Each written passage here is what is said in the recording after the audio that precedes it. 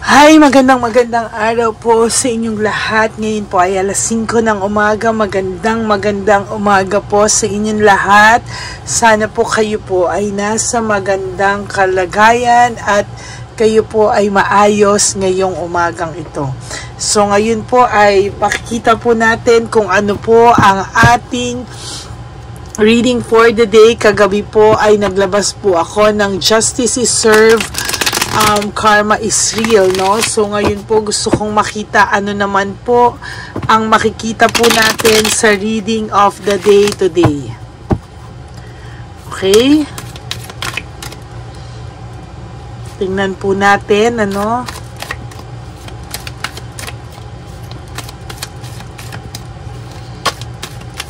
Yan, okay?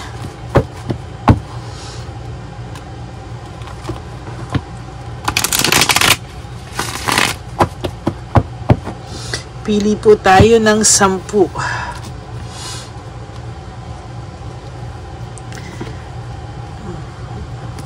1, 2, 3, 4, 5, 6, 7, 8, 9, and 10. Ayan, ano? Ay, grabe po, malamig po ngayon kasi naka-aircon po ako. No, kahit alas 5 po ng umaga, pag lumabas ka po dito ay medyo mainit pa rin po, no? So sana po ay magkaroon na po tayo ng ulan para tayo naman po ay bumalik po nung pag lumalabas ka po ng alas 5 dati ay maaliwalas. Ngayon po ay naku Diyos ko, napakainit na po. Ano naman po kaya ang makikita natin dito sa pangalawa na to? Kuhanin po natin, ano?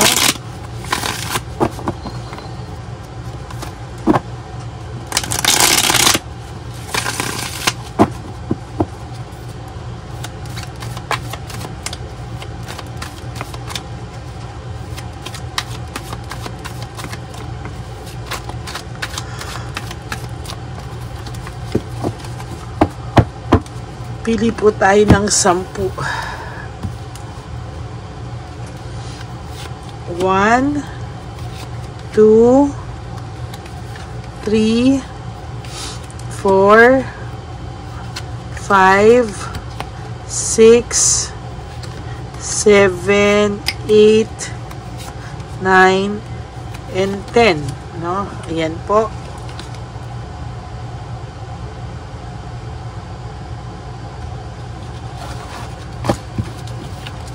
Okay po, wait lang po gusto ko lang po itong anuhan saglit.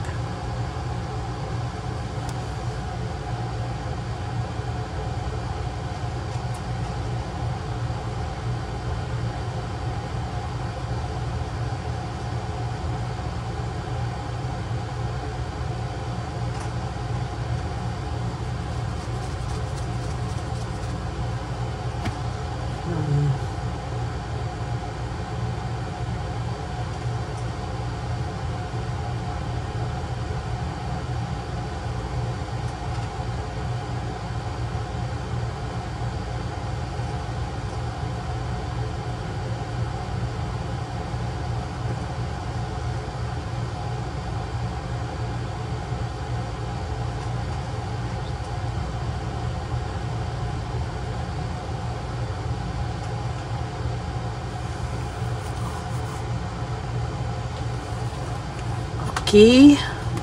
Ano po kaya makikita natin, no? Okay. In-energy ko lang po siya. Bago po tayo mag-start. Ayan. Maaga po talaga ako nagigising kasi maaga din po akong natulog kagabi. Kaya alas 5 pa lang po ay talagang rise and shine na po tayo. Yan, papa-edit ko lang po tapos po i-upload po namin ito mamaya. Okay? So, ano po kaya ang makikita natin sa first reading of today ngayon po? Okay. Tingnan po natin.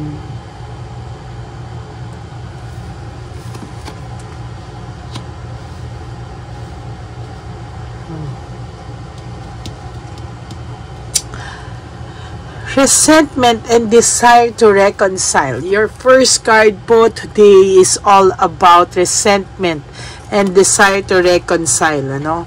Talaga pong sa ngayon po, nakikita ko po dito, no, na kahit po talaga anong gawin po natin, no, kahit po ito ay ilihim niya po ng ilihim, kahit po ilihim mo po ito ng ilihim, ng person nyo po, kahit ilihim po ng ilihim ng person nyo po ito, talaga pong makikita po natin dito na talagang hindi niya po mapapagkait, no? Hindi niya po makakapagkait po talaga na meron po siyang somehow naiisip ka po talaga niya, no? Nawiwirduhan lang po ako saglit. Meron po ako nararamdaman sa reading na to.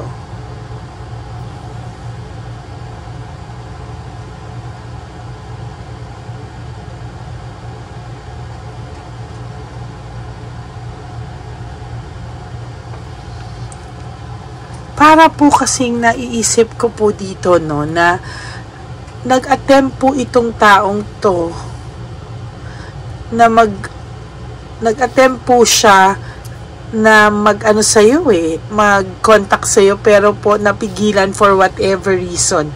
Maybe napigilan po ito ni Chabilitang Palaka, or maybe siya, natatakot po siya na ma-reject, no? Kasi sa nakikita ko po dito talaga, nagtataka po siya, no? Ano daw ang nangyayari sa kanya nitong mga huling araw na hindi ka po talaga nawawala sa isipan niya, no?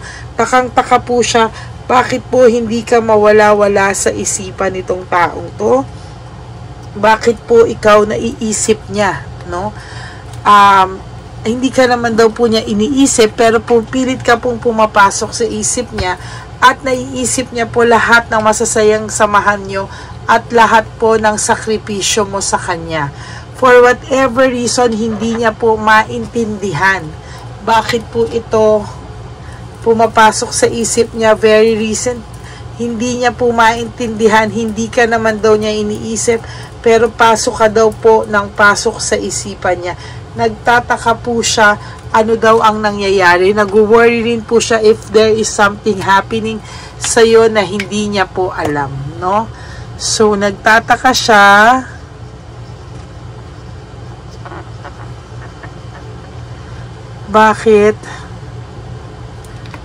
Bakit pilit kang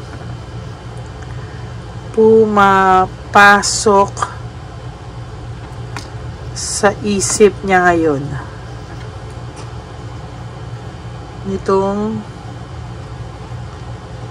mga huling araw? Naiisip ka po niya, no? As a matter of fact, talaga pong naiisip ka nitong mga past few weeks, past few days, naiisip ka po nitong person na to, at hindi niya po maintindihan sa sarili niya bakit ka daw po niya naiisip, no? Takang-taka po siya, bakit all of a sudden nandyan ka bigla sa kanyang isipan na hindi ka naman po niya gustong isipin, dahil nga gusto niya po ng peace of mind. Ang kaya pang naiisip nito, ano raw ba nangyayari, at talagang naiisip ka niya. Somehow iniisip niya po na you are okay ka naman daw pero bakit biglang hindi niya ikaw maisip-isip na mawala-wala sa isip niya, no?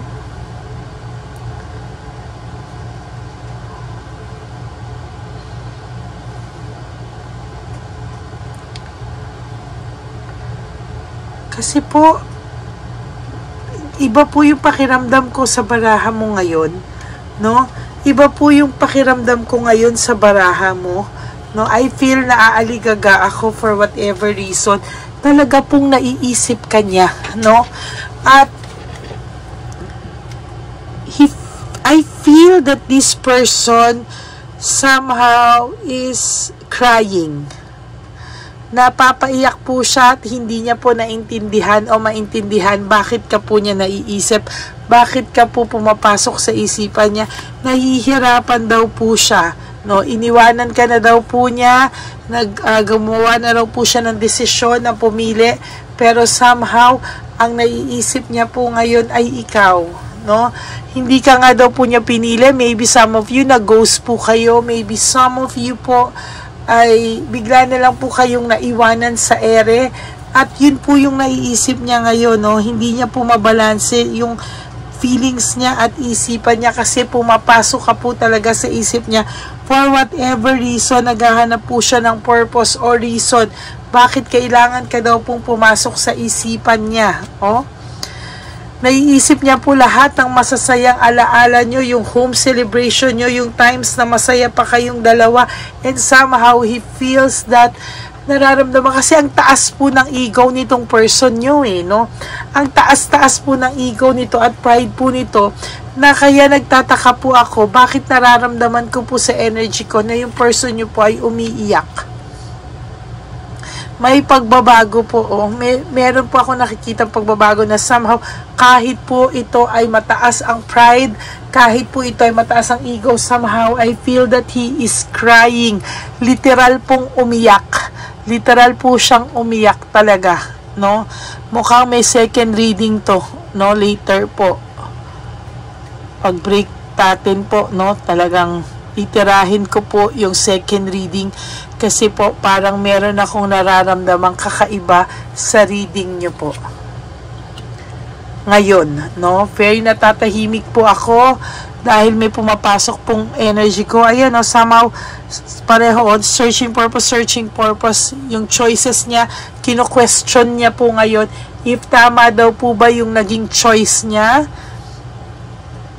or nagpadala raw po siya sa padahas-dahas na desisyon. Tama po ba yung Tagalog ko? Sa impulsive decision, ano? Somehow po itong taong to ngayon ay umiyak siya. Talaga pong naano ako, no? Kahit po pagharap niya po sa iyo or pagharap niya sa ibang tao, akala mo kung sinong demonyo tong napakatigas na hindi mababali, pero umiyak po siya, no? Somehow makikita mo po na siya ay umiyak. Siya po ay dadala po ako, kasi sa totoo lang po, hindi ko po akalain na itong taong to ay iiyak. Hindi ko po akalain na itong taong to somehow ay makakaramdam ng ganitong pakiramdam, no? Parang nagugulat po ako sa kanya, kasi sa sobrang taas po ng ayan, no?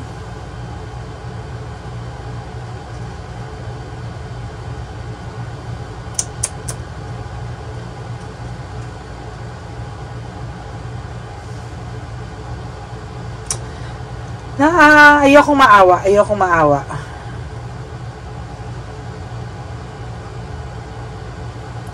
Ayoko pong maawa sa kanya, no, sa energy niya, because alam ko grabe yung ginawa niya sa yung pain, grabe po yung ginawa niya sa iyo, pero somehow I feel, no, na talaga po, my God.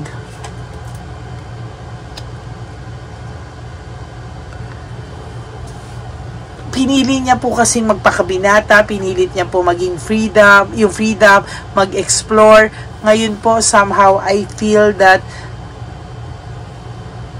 nung una po, ito yung ginusto niya, no? Tapos, gusto niya ng bagong feelings, no? Gusto niya ng feelings of in love, gusto niya maglaro, gusto niya mag-explore. Tapos, ngayon, para raw siyang binalikan ng tadhana, para daw po siya yung napahiya sa dating gusto niya lang manloko. Siya po ngayon ang nagka-leche-leche yung buhay, Naisip niya po ngayon kung gaano ka-generous sa kanya, kung gaano ka kabait sa kanya,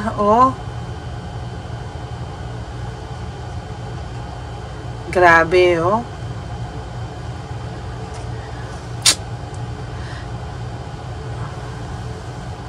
Sa totoo lang po, napakahirap po talaga, no?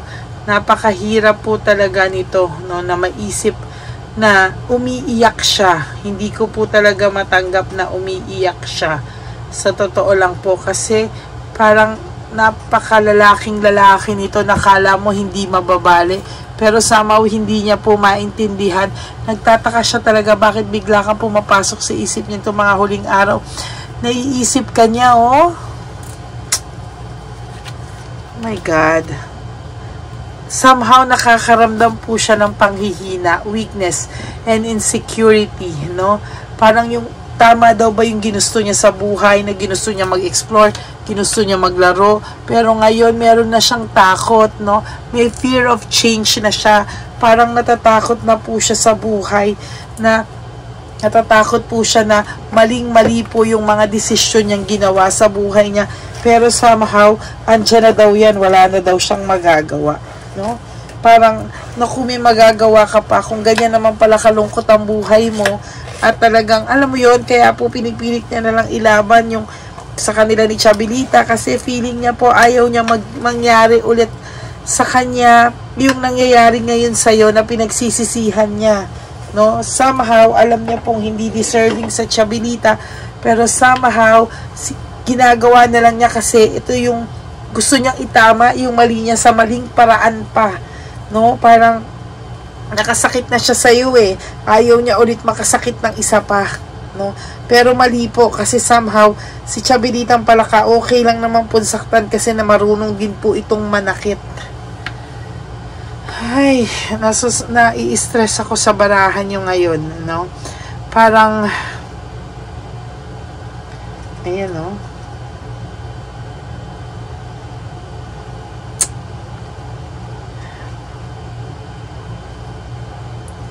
Somehow po itong taong to ay nakakaramdam ng matinding lungkot sa mga oras na ito, no? Nakakaramdam po siya ng matinding lungkot na hindi niya po maintindihan ano po ang nangyayari sa kanya. Feeling niya po mababaliw daw ba siya? Bakit daw ganito yung pakiramdam niya?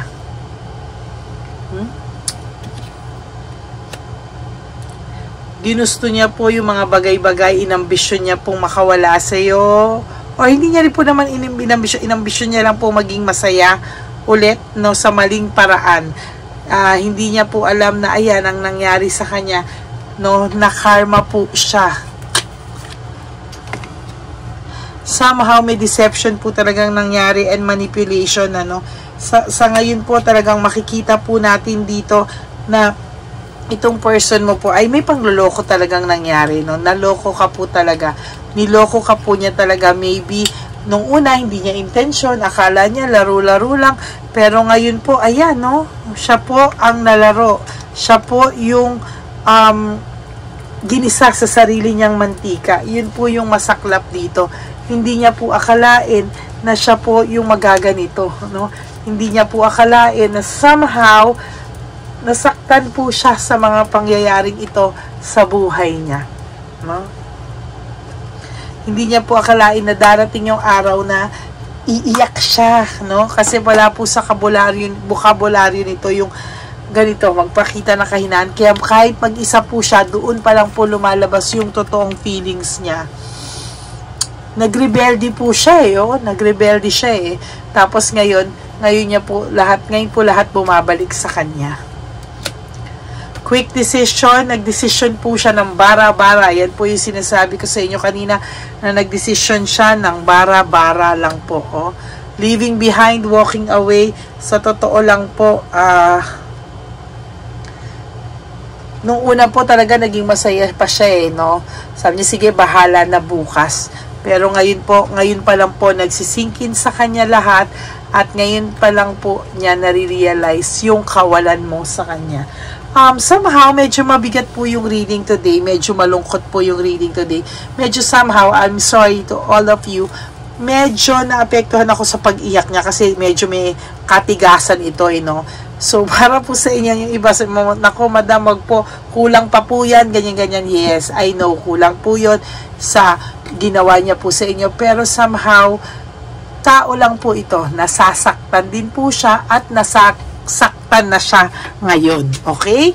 So, that's your first reading for today. Medyo bitin pa po ako, pero kailangan ko pong balikan mamaya kung sa second reading kung ano po ang makikita nating continuation, kasi nararamdaman ko po na may continuation po ito.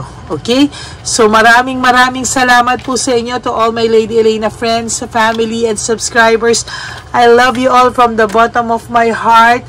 And for those of you po na who wants to give me a super thanks because nag-resonate po sa inyo to, I would really love and appreciate that po. Maraming pong salamat sa inyo. Thank you po from the bottom of my heart. Thank you so much po sa inyong lahat. God bless you all.